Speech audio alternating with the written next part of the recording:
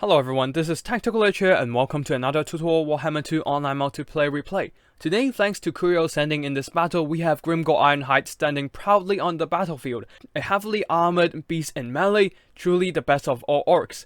However, despite him being my favorite lord, he is not going to be our focus today. Instead, we look behind him. Yes, we have the glorious Greenskin Daka, the Orc Arrer Boyz, bringing in quite a bit of missile strength to the play. Now let's have a look at these guys. With 21 missile strength, 6 of them being armor-piercing missile damage, they can do quite a bit of heavy lifting even against well-armored cavalry, monsters or infantry. The only drawback is that they do not have the highest accuracy as their unit card suggests. However, when your target is the size of a house, it's pretty hard to miss your shots. And yes, ladies and gentlemen, today these Orc Arrer Boyz are going dino hunting. Now for the army builds, we have a mixture of Orc Arrer Boyz and the Rusty Air. These special Gobble Archers does have armor sundering, providing that armor debuff to dinos of the Lizardman. That's gonna help the non-primarily armor-piercing Orc Arrer Boyz to do a bit more damage. For the front line, we have a pretty wide build. We have a bunch of Orc Boys mixed in with Orc Biggins, and we also have an Orc Boar Chariot, great to counter Saurus infantry and even rolling over skinks. Of course, we also have the Greenskins signature, a huge bunch of skirmish cavalry. All these Goblin Spider Rider archers, Goblin Wolf Rider archers, just at the front line, ready to screen off chameleon skinks and shoot down any lightly armored Lizardman units. Now for the Lizardman units, we have a bunch of chameleon skinks as always. They are a great skirmisher with decent melee stats and poison, so even if they get charged by the Greenskin Light Cav, they can still hold their own in combat. For infantry, we have a very cheap front line, with a lot of skink cohorts with javelins, and on the other flank, more chameleon skinks. At the back, we have some furrowed colt ones here, cheap armor-piercing mobility that can countercharge Greenskin mobility and fend off light cavalry, and at the back, temple guards, protecting Mazdamundi and his 2 skink chiefs. And that's basically it for army builds. Let's get the battle going and see the glorious Greenskin Daka in action. As the battle begins, the Manji Marauders and other Greenskin mobility will be pushing in using their speed to dance around the edge of the firing distance for these chameleon skinks and using that speed advantage to do some poking on the Lizardman skirmishers. However, these Manji Marauders strayed way too close to the chameleons and now getting focused fire by all 3 chameleon units. They are taking quite some damage from all the blow dots. Look at the damage, not a lot of kills, 5 models down, but losing a lot of HP overall. On the other side, Forest Goblin Spider Riders also got a little too close here, being countercharged by the feral cold ones, leaving a few dead bodies, and they will be forced to retreat. Seeing that the Greenskin mobility cannot challenge the Lizardman skirmishers, as the Goblin Skirmish Cav cannot compete in melee against chameleon skinks and feral cold ones, the Greenskin decided to drive forward the main infantry line. The main infantry of Orc Boys, Orc Biggins, and more importantly, the Greenskin Daka. They do have the numbers advantage here, also the quality advantage, so as long as they can get into melee and start shooting the Daka, they will win that engagement. Now Mazdamundi on Slack with massive melee potential and fear and terror, the Greenskins need to focus him down, as he is roaming around the battlefield, charging into all these Orc Boys, dropping down the shield of the old ones there to support the fight. However, that also exposes him to all these Greenskin Daka there. Being the largest target on the battlefield, he is basically the best target for the Orc Arrers to shoot at for target practicing. Let's open up Lord Mazdamundi's HP bar, just to see how quick his HP goes down by all that focus fire. Already down 25% HP and not a single hit from the Greenskin characters. Let's open up the Greenskin unit cost just to be sure that the characters did no damage. Goblin Big Boss only 84 value, and Grimgor being netted down, not getting any hits in, and only 155 value. All that damage on Lord Mazdamundi, who is already down to half health, are done by all these Orc Arrers. The focus fire is way too much. The volume of fire, the AP on every missile, dropping Lord Mazdamundi all the way down to 1/3 of his health, forcing him to retreat and drop an apotheosis, doing some emergency healing. While on the flanks, the Greenskin mobility, while not being able to challenge Lizardman mobility, they were able to keep them at bay with the help of the River Troll hack. They were securing all the flanks, preventing the chameleon skinks to get into the back of these Arrer Boys, allowing them a safe environment to just keep shooting at Lord Mazdamundi whenever he tries to get close. While at the back, the Bastiladon that I totally forgot about in the army build is firing at some of these Goblin Spider Rider archers. Unfortunately, in the front line, Temple Gods being Spirit Leech and focus fire by so many Greenskin Daka. Just look at their health drop under that torrent of arrows. All the way now down to less than half of 25% around there. They are basically getting executed by a bunch of fire squads, unable to get into the backline and now exposed to all that firepower with only 55 armor after the Rusty Air armor sundering. They are being absolutely obliterated by the Greenskin Daka power. Now at the backline you can see that Lord Mazdamundi, unable to get any frontline action, will be going back trying to secure the rear from any roaming Greenskin threats. You can see here he's going after the Orc Boy chariots, terrorizing them with Slag's massive body, while the chameleons are running for their lives from the Greenskin Gobbles, who are trying to bog them down while the Orc Boys can catch up. Now, Lord Mazdamundi, without the Greenskin Daka focusing him down, is still a formidable combatant. Right after pushing off the boar chariots, he'll be charging into these first Goblin Spider Riders and quickly rout them with the support of some few of the old ones.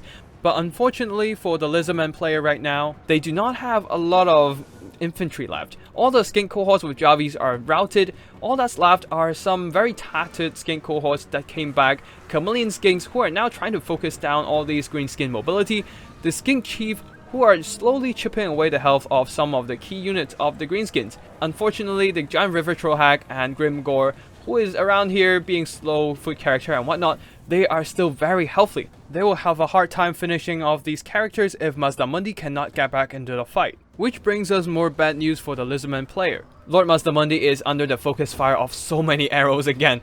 This is just brutal, honestly. There's not much he can do as he is way too far from these missile units to get into their face and start hacking them away. Instead, he will have to be retreating after dropping a banishment, trying to thin out some of those Wolf Rider archers as he is isolated from any infantry support of lizardmen. He simply can't take a fight with the Orc Biggins while taking a bunch of shots by all these Orc Arrer Boyz. Especially Orc Biggins with that anti-large attack will be doing extra damage to him. And on the far flank, the chameleon skinks still having a trouble to break through all these greenskin units, especially after losing the furrowed cold ones. They lost their ability to threaten the greenskin backline, allowing the Orc Arrers just to keep pushing forward, driving away anything that dares challenge their might. You can see that Lord Mazdamundi, being forced to pull back, will probably try to squeeze out some more magic for a heal, while the chameleon skinks will be shooting at some of these biggins, trying to thin out their numbers as much as possible.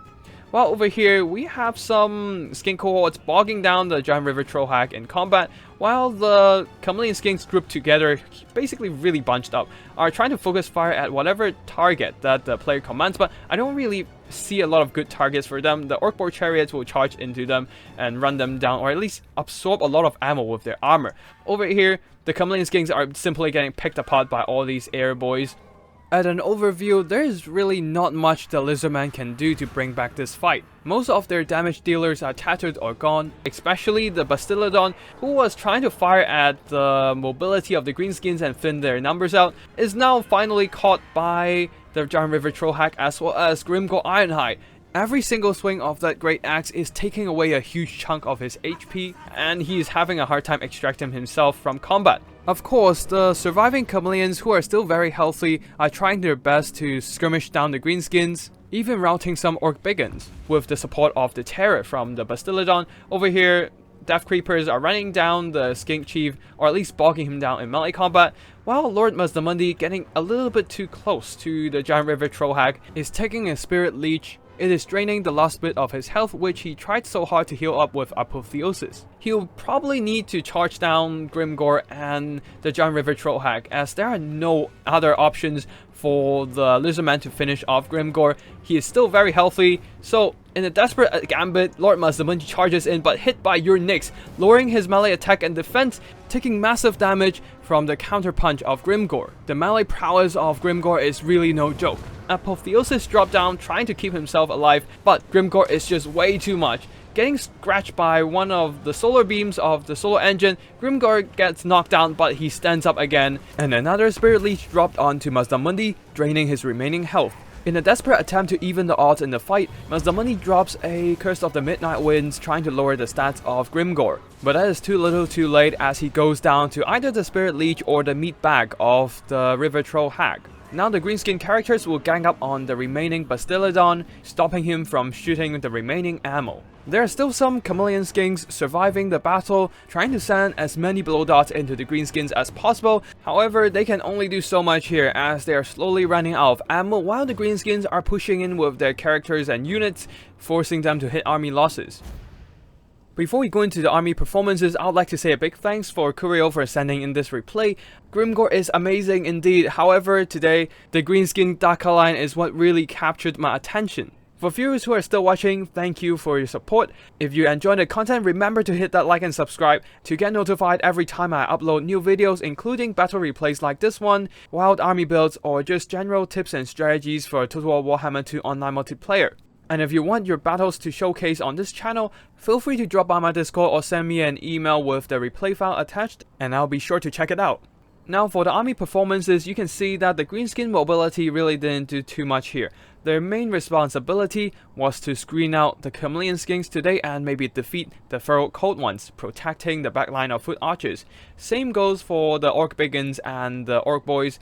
None of them really earned back their value, getting smashed apart by Mazdamundi, maybe got blasted by some of the Bastiladon and also the Banishment.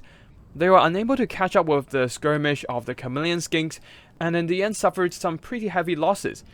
But honestly, that was fine because they were not the damage dealers. Instead, it is these foot archers, the Orc Arrer Boyz and Rusty Airs. 900 value on the Orc Arrer Boyz over here, 972 value, over 1000 value on this Arrer Boyz. And we can see that the Rusty Airs with that armor sundering also got some really ludicrous value, over 1200 value. Basically, all of them earned back their cost and almost earning double their cost actually, given that the Orc Arrer Boyz cost 500 gold only while the Rusty Airs cost around 650. Really impressive performances. The combination of the Rusty Airs armor sundering as well as the Goblin Big Boss armor debuff allows the Orc Arrer Boyz, who have really good missile damage as far as archery goes, to do some critical damage against the heaviest armored monster, Mazdamundi on Zlak. Under the crossfire of 3 Orc Arrer Boyz and also the Rusty Airs, even with the missile resistance and shield of the old ones, Lord Mazdamundi was taking heavy damage from all that torrent of arrows. As for the Greenskin characters, the Goblin Big Boss 669 value, not a lot. However, he was able to hunt down some of the Skink Chiefs, so did some nice damage. Giant River Troll Hag, really good performance. She actually had a nice Purple Son of Zerus, ripping away some health of these Temple Gods, allowing the Orc Arrer Boyz to focus them down afterwards. Also, Spirit Leeches on top of Lord Mazdamundi, draining his health, limiting the healing factor from his magic, also helped the Greenskins to maintain an advantage on the balance of power. Grimgor, being a slow-moving footlord, he wasn't able to catch up with the monsters throughout most of the fight, not doing a lot of value. 1500 is not quite as much as his cost. He himself worthing over 2000 gold. Still, it is some pretty nice damage on top of these Bastiladon and Lord Mazdamundi.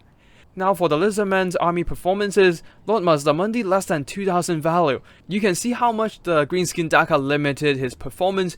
Normally with the Banishment, Ruination of Cities, and also Slag's mighty fighting power, he can easily get over 2000 value, but with all that missile damage weakening Lord Mazdamundi's HP, he was forced to retreat and go after some cheaper and more scattered units, like the Orc Boar Chariots, or just roaming around the backfield cleaning up the Greenskin mobility.